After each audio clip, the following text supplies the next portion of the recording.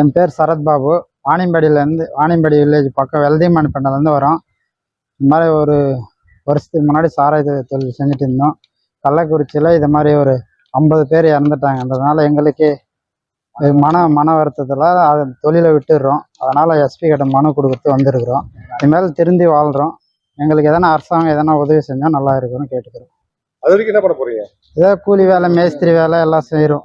எல்லாம் நான் பெங்களூரு எங்கே சென்ட்ரிங் வேலை, மேஸ்திரி வேலை அந்த மாதிரி பார்க்குறோம் எல்லாம்.